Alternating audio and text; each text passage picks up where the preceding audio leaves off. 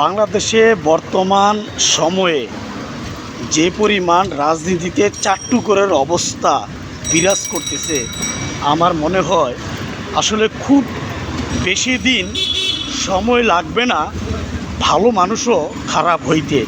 তার কারণ হচ্ছে, আপনারা জানেন ফ্যাসিবাদের আমলে বিগত 16-17 বছর যারা রাজপথে থেকে সংগ্রাম যুদ্ধ করেছে দল এবং দেশের জন্য, সেই ত্যাগী নেতাকর্মীরা আজ এক ধরনের খুবই অসহায়ত্ব বোধ করতেছে বর্তমান কিছু হাইব্রিড নেতাকর্মীর কাছে। আমি বলবো বিএনপির কেন্দ্রীয় কিছু নেতাকর্মীর কাছে, যদিও আমার এই কথাগুলো অতদূর পৌঁছাবে না, তারপরও আমি বলবো যে যেখান থেকে আমার এই ভিডিওটি লক্ষ্য করতেছেন অবশ্যই ভিডিওটি শেয়ার করে দিবেন।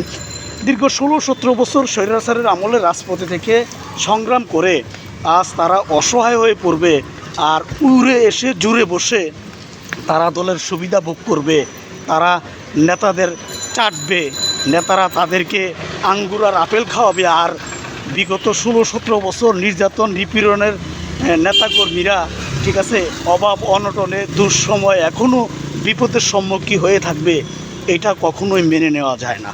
ঠিক আছে, তো নেতা আপনাদের উদ্দেশ্য বলছি, আপনারা ভেবেচিন্তে কাজ করবেন।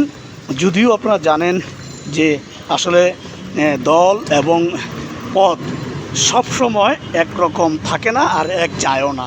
তো দ্রুপ আপনিও সময় থাকতে শুধরিয়ে যান। অবশ্যই ত্যাগীদের এবং যারা বিপদে পাশে ছিল তাদের মূল্যায়ন করতে শিখুন। ধন্যবাদ।